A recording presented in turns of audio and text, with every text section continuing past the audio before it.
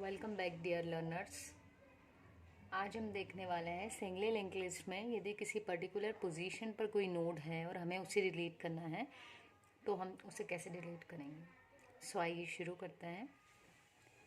हमने अपने फंक्शन का नाम रखा है del__sp where sp is used for specific position, right.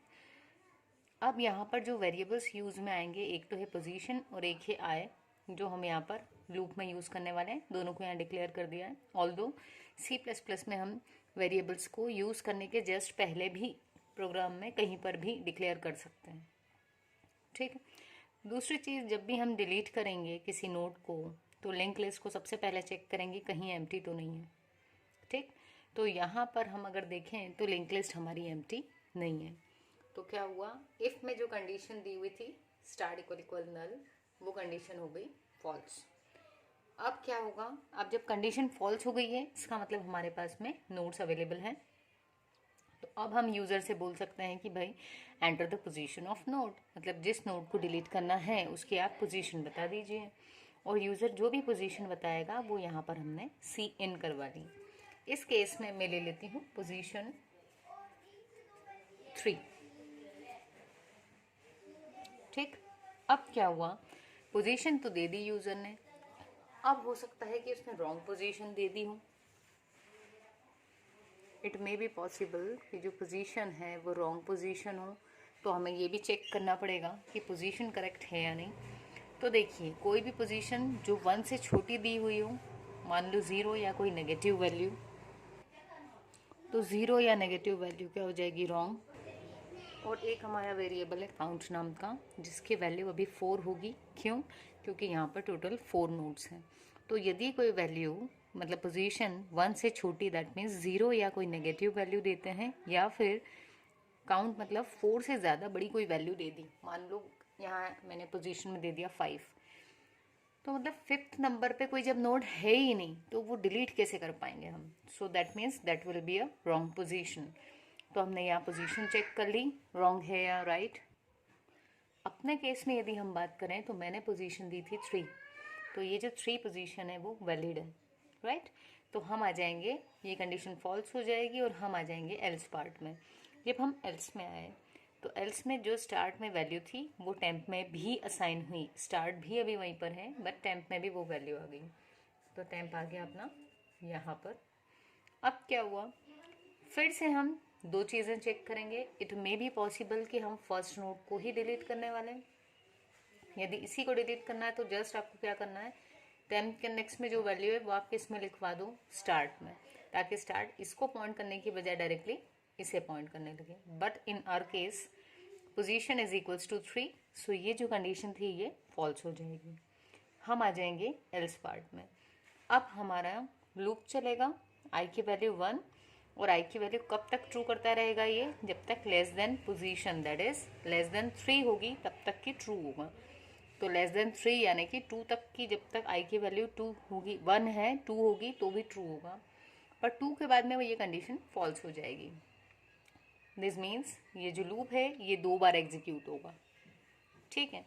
सो देखें, I equals to 1, 1 is less than 3, condition true हो गई। हम यहाँ पर आए, क्या हुआ, टेम्प की वैल्यू जो थी वो करंट में असाइन हुई, तो जो टेम्प में वैल्यू थी वो अब करंट को भी मिल गई। फिर क्या हुआ, टेम्प कहाँ चला गया, टेम्प नेक्स्ट, मतलब टेम्प का नेक्स्ट दैट इज 200 पर चला गया, टेम्प आ गया यहाँ पर। फिर आई की वैल्यू इंक्रीमेंट हो गई, अब 2 हो चुकी है। लूप फिर से चला, 2 को चेक किया, क्या 2 लेस देन 3 होता है, यस ऑफ कोर्स, तो कंडीशन ट्रू, हम आ गए यहाँ पर।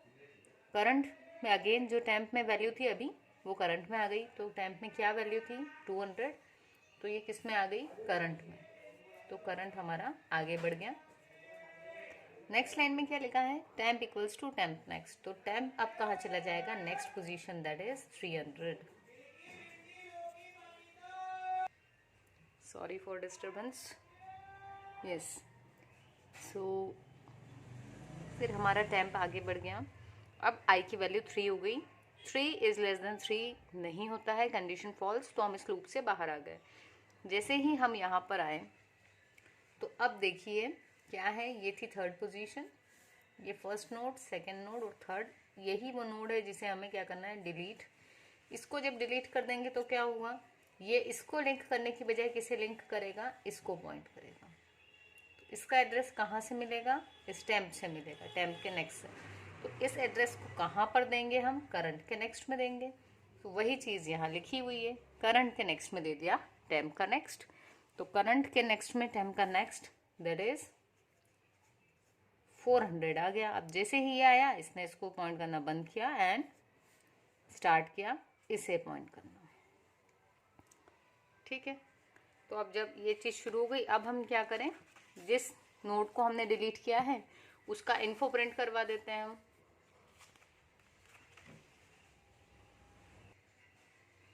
सो हमने कोड में लिखा, अब deleted element is equals to, ये वाला डिलीट हो रहा है तो इसका इन्फो पार्ट प्रिंट करवा दिया। काउंट जो था हमारा, जो अभी तक था 4, उसको माइनस करवा दिया। सो अब वो करेगा पॉइंट, मतलब अब 3 वैल्यू होल्ड करेगा।